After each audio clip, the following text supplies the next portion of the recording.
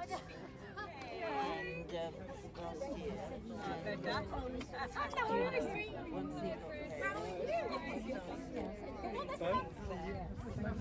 Look, camera. Video.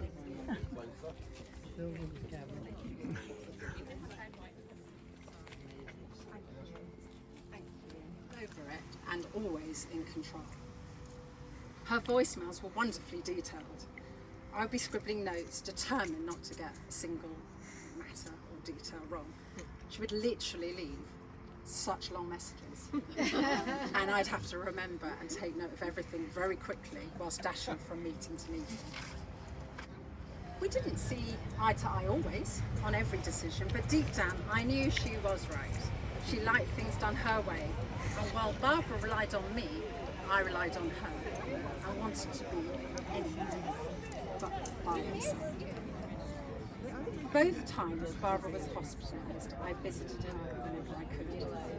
I was so pleased when she returned home after her fall, and we were able to take up the Society's work together again.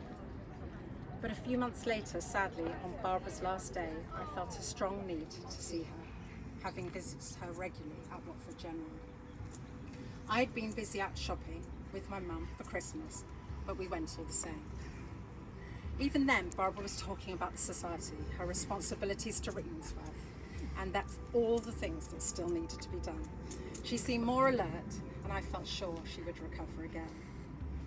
I am so glad I saw her that day, because the next day, while I was at the Watersmeet pantomime, I received a text from her daughter Jane, telling me that Barbara had died. When the second half of the show began, I looked around the auditorium and realised how many people there had probably been touched by Barbara in some way. As a teacher, through St Mary's Church, the Three Rivers Museum, Croxley Barn, the Rickmansworth Society, and any of her voluntary roles, or simply through her warmth and smile in the high street. Barbara touched all our lives in one way or another. I had the privilege of knowing her only in more recent years, whilst most of you knew her for much longer, but I would say my time was intense. I came to know Barbara not only through the Society, but she became a mentor and a good friend. I loved hearing about her life as a wife, a widow, a mother, a teacher, and learning from all that she had experienced. I miss our working relationship, but mainly our friendship. Barbara and I shared wonderful conversations. I was always grateful for her wise advice. She was a wonderful company all the time, never judged anyone, always seemed to know the right thing to say, and faced life with a quiet strength. I was in awe of her kindness. We shared the same birthday, and that made me feel especially connected to her. 2 March babies born on the 12th. Because of that, I always felt that we were somehow meant to meet and spend time together. She gave so much, not only to the community, but to everyone who knew her, and often said how grateful she was for her life. We are deeply grateful for hers.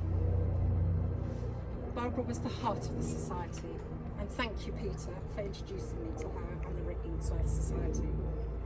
I salute her and thank her for all her kindness, her generous spirit. I believe Rickmansworth will always remember Mrs. Barbara Owen. It's Barbara calling.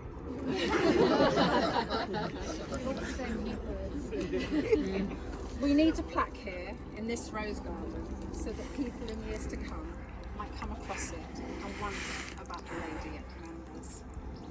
I'm so glad it is here at last, and I know I personally will treasure it for the rest of my life. Thank you, Three Rivers District Council. Barbara lived her life to the full, and this plaque is a small way of saying thank you. Thank you, Barbara, for everything you gave to this community and for the legacy you leave behind.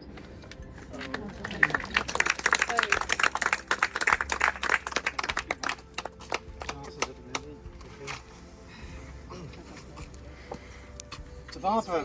Barbara. Thank you. Thank you. Yes, I think we feel